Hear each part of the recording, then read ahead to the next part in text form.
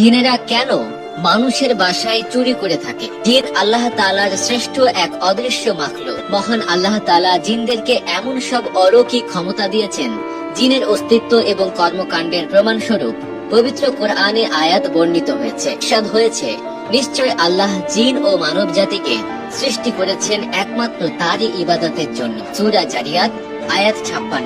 পাশাপাশি জিন নামে একটি সূরা বর্ণিত রয়েছে। মানুষের মতো জিন জাতির মধ্যেও ভালো খারাপ উভয় স্বভাবই বিদ্যমান। জিনদের মধ্যে যেমন পরহেজগার জিন রয়েছে, তেমনি বদ স্বভাবের জিনও রয়েছে। তারা মানুষকে আল্লাহর পথ থেকে গাফেল করে, পাশাপাশি নানাবিধ ক্ষতি সাধনও করে থাকে। কুরআনুল কারীমে বর্ণিত হয়েছে, জিনরা বলে, আমাদের কেউ কেউ সৎকর্ম পরায়ণ এবং কেউ কেউ এরূপ নয়। আমরা ছিলাম বিভিন্ন পথে বিভক্ত। সূরা জিন আয়াত 11। এমনকি জিনেরা মানুষের বাসা থেকে চুরি পর্যন্ত করে থাকে। হাদিস শরীফে আবু হুরায়রা রাদিয়াল্লাহু তাআলা আনহু যখন যাকাতের খাদ্যদ্রব্য পাহারায় নিয়োজিত ছিলেন, তখন শয়তান কর্তৃক তার চুরি করার একটি লম্বা ঘটনা বর্ণিত হয়েছে। কিন্তু জিনেরা কেন এমন কাজ করে থাকে? মূলত জিনেরা কিন্তু চুরি করে না, তাদেরকে দিয়ে চুরি করানো হয়।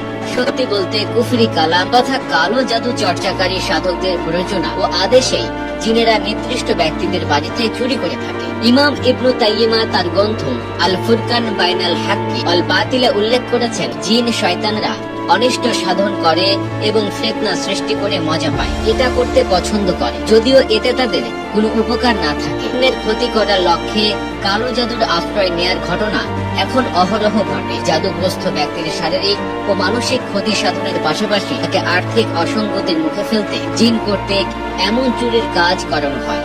তবে নির্দিষ্ট কিছু আমল করলে জিনদের এসব অনিষ্ট থেকে বেঁচে থাকা সম্ভব। যেমন এক আল্লাহর নিকট প্রতিনিয়ত জিনের অনিষ্ট থেকে আশ্রয় প্রার্থনা করা, 2 ঘরে প্রবেশের সময় বিসমিল্লাহির রহমানির রহিম বলা এবং সালাম দিয়ে প্রবেশ করা। হাদিসের ভাষ্য মতে এতে করে জিনেরা ওই বাড়িতে প্রবেশ করতে পারে না। 3, যে স্থান বা সিন্ধুকে অর্থ সম্পদ রাখা হবে সেখানে বিসমিল্লাহ বলে রাখা এবং বিসমিল্লাহ বলে একে তালাবদ্ধ করে দেয়া। এতে করে জিনেরা এর সংস্পর্শে আসতে পারে না। হাদিসে এসেছে, যে ঘরে সূরা বাকারা পাঠ করা হয় শয়তান সে ঘর ছেড়ে পলায়ন করে। 6, বাড়িতে নফল নামাজ এবং অন্যান্য আমল জারি রাখা। 7, বাড়িতে ছবি সম্বলিত কোনো চিত্রকর্ম বা ভাস্কর্য না রাখা।